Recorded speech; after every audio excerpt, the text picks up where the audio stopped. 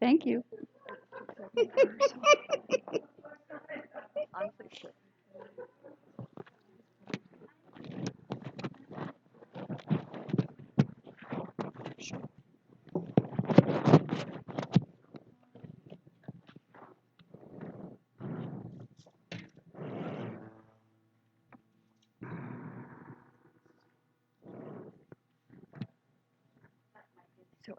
And Dan, would you turn this off, please?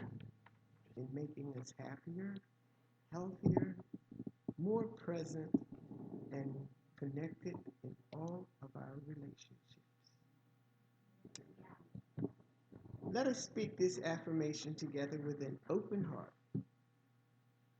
I take time today to play with an spirit. Have a playful day.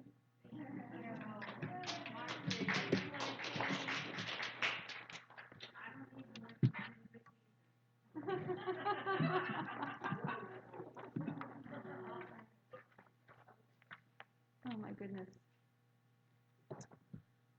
So this month we're giving ourselves the gift of pausing, the gift of pausing, in order to allow ourselves to rejuvenate, to refresh. What? Oh. Getting so used to having this on.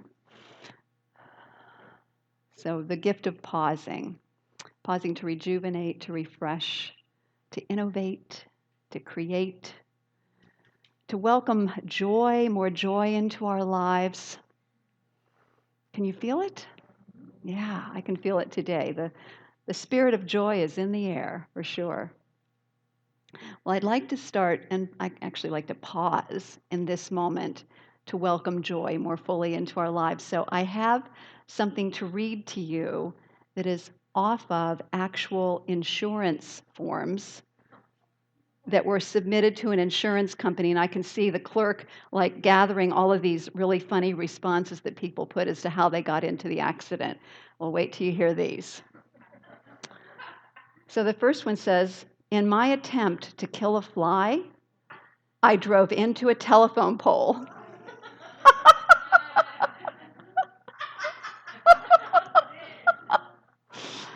Next one, another telephone pole.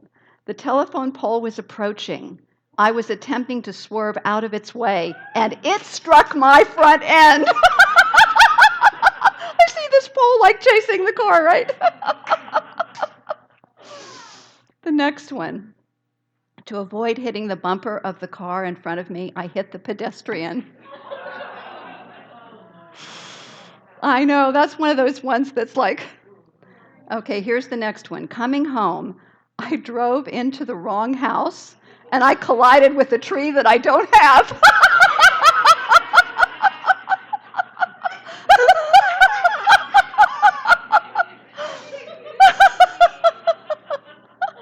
We know how insurance collectors entertain themselves now, don't we? Okay, the next one. Oh, this just came off my ear. There we go. The next one. The pedestrian had no idea which way to run, so I ran over him. Oh, I know. The next one. The guy was all over the road. I had to swerve a number of times before I hit him.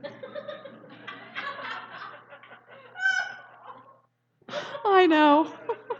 And here's the final one. I pulled away from the side of the road, glanced at my mother-in-law, and headed over the embankment.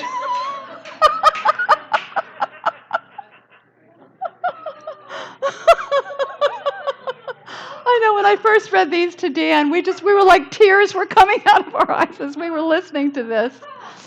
So, the gift of joy is everywhere. It's everywhere if we're willing to look for it and if we're willing to embrace it. And it's actually right here within us, ready to burst forth into expression. So let's just truly embrace that in this moment.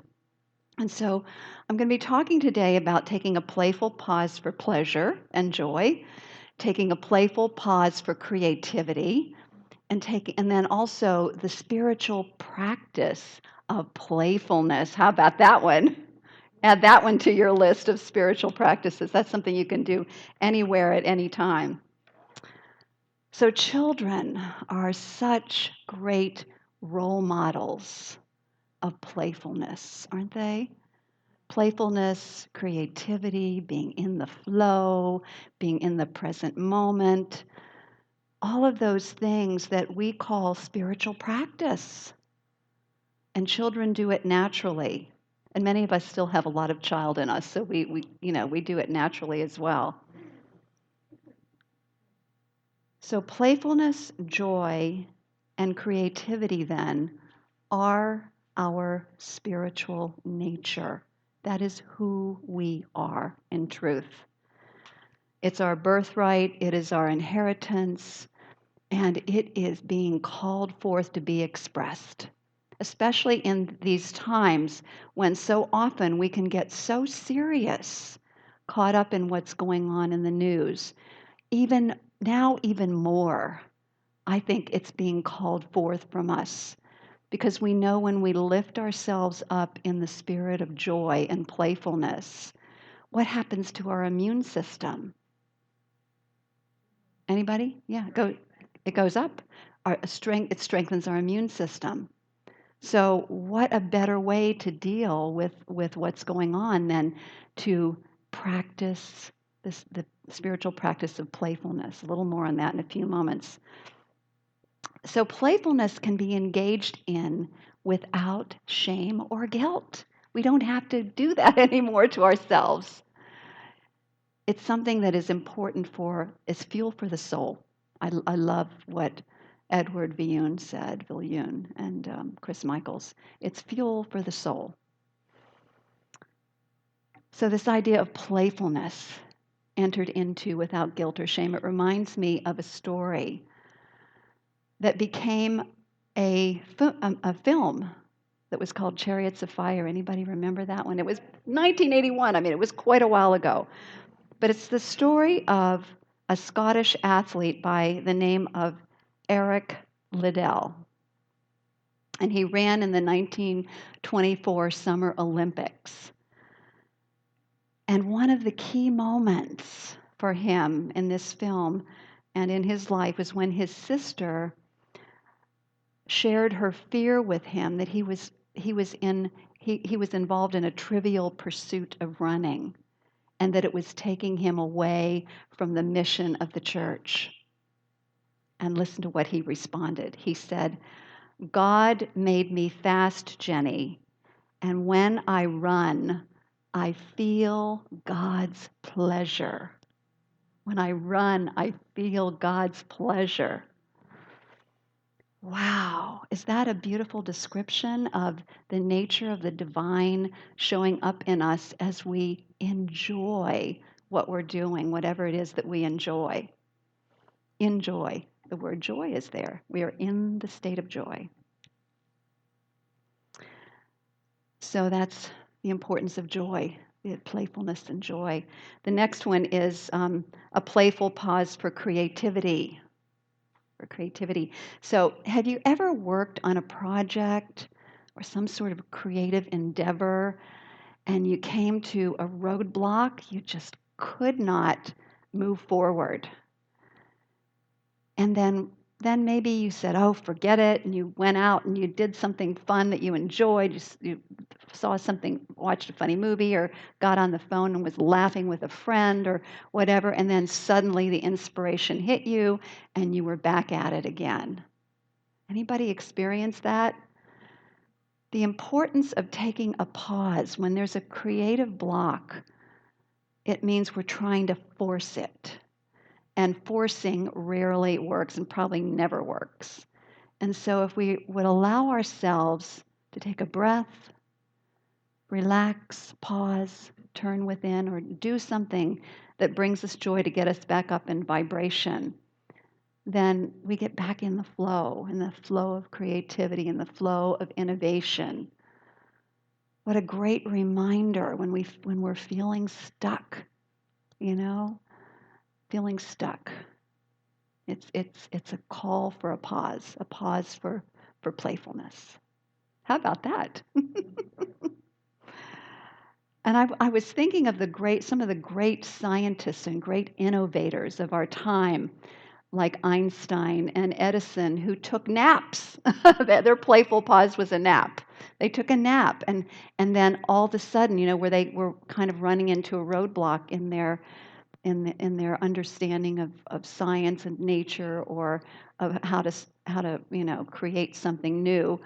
They took a nap, and then suddenly, in that state of receptivity, new ideas came and breakthroughs came. Playfulness.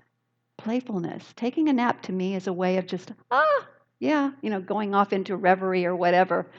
It's amazing what can happen in those states of just letting go and letting the flow move through you and as you.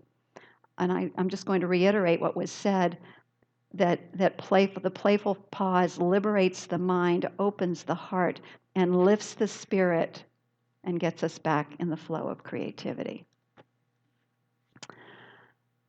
Playfulness as a spiritual practice, or play as a spiritual practice.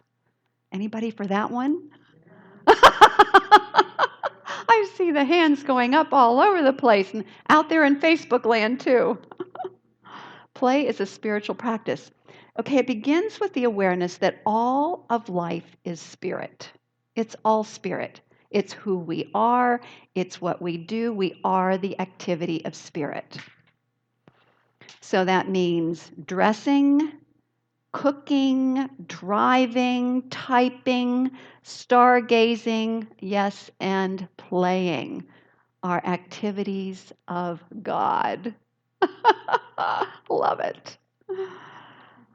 Total permission to play. So we can add play as a spiritual practice. It's not just something that I'm making up. Well, kind of, but not really. It's a way to, particularly if you do it mindfully and with deep intention, to know joy more fully, to know creativity more fully, to know innovation or relaxation, whatever it is you want to, know more fully. When it's done with intention, it becomes a spiritual practice. It's that simple, and it's a way of coming into the present moment, being mindful, being aware of the energy of creativity and spirit moving through us. Being aware of the activity of spirit in our body temples, in our minds, in our breath, as we're engaging in play. So there's some great examples of play as spiritual practice, and one of them is laughter yoga. Anybody do laughter yoga? I've done it at least 4 or 5 times already, and it's just amazing, and it's total silliness. It's just getting into this state of being totally silly, and which reminds me, I'd like to give you the definition of silly, or maybe the root words of silly. Do you know that the word silly is rooted in Old English, which means blessed and fortunate?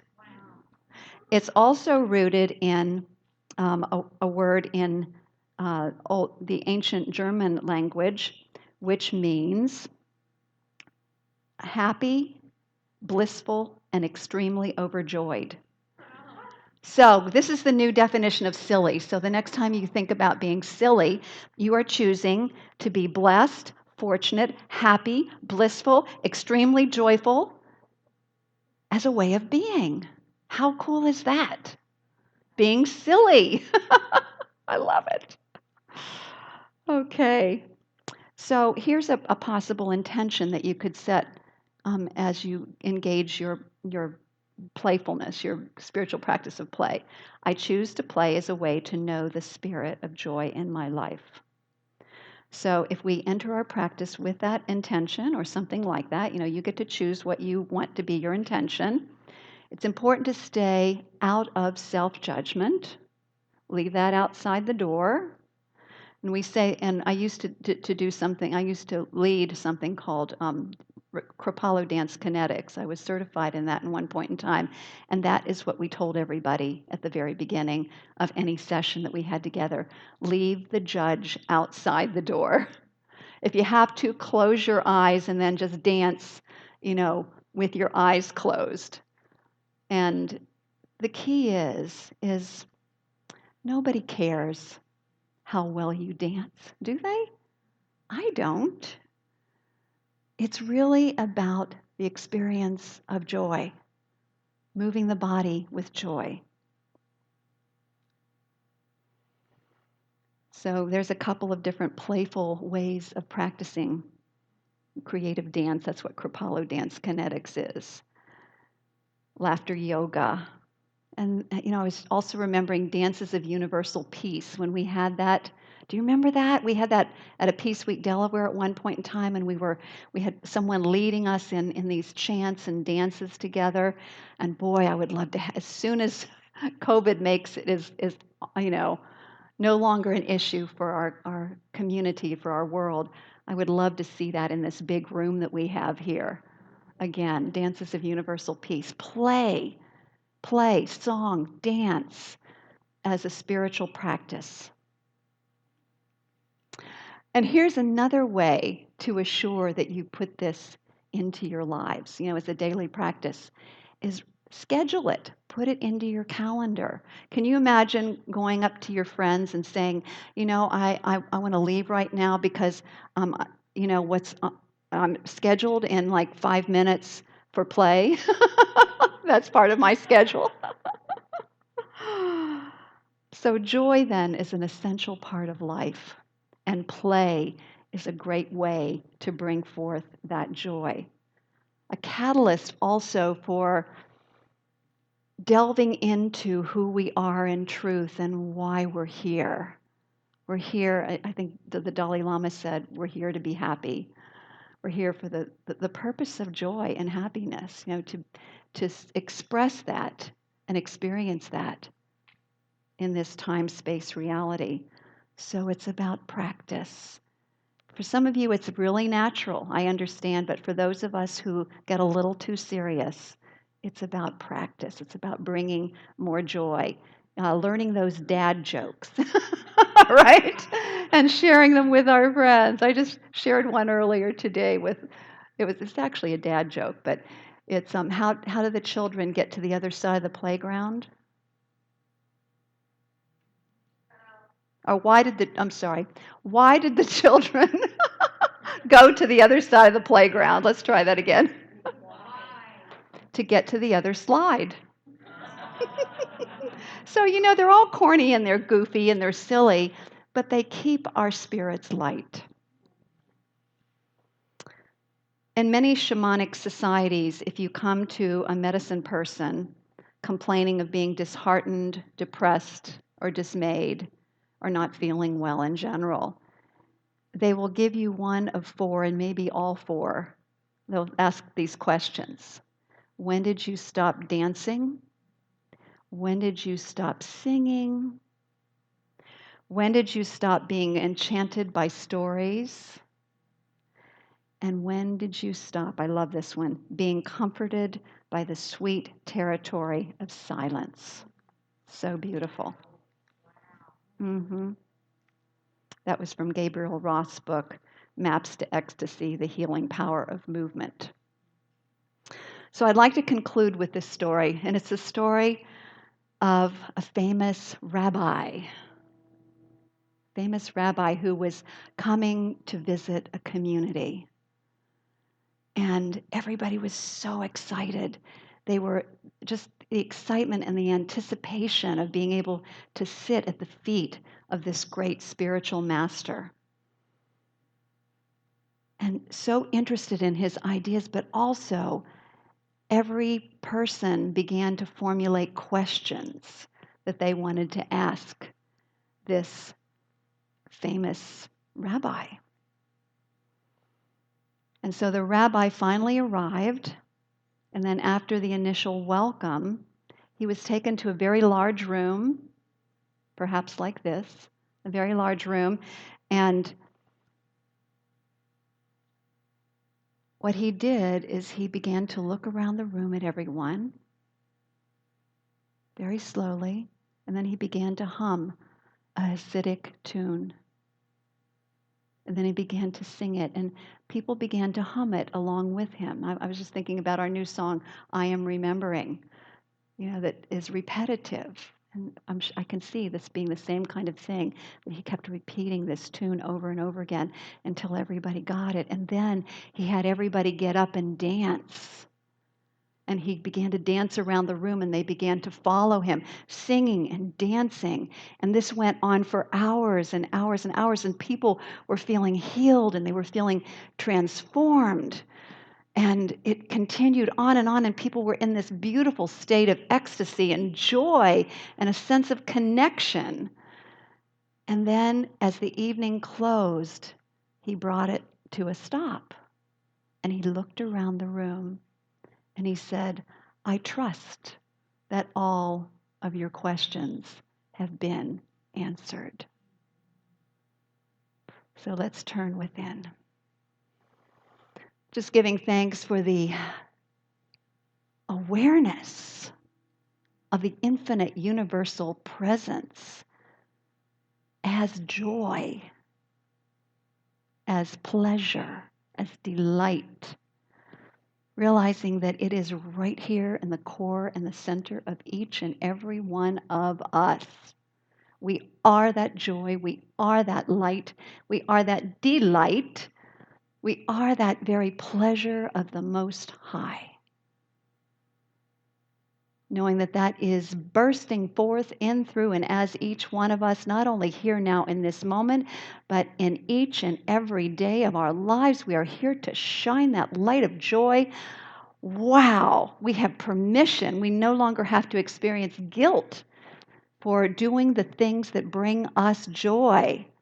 Because by being that presence of joy, we are lifting the field of consciousness of not only ourselves and our families and our friends, but our entire planet. And I say, woohoo to that. I give my thanks. I give my thanks with another woo! Yes! And so it is. Thank you, my friends. Woohoo!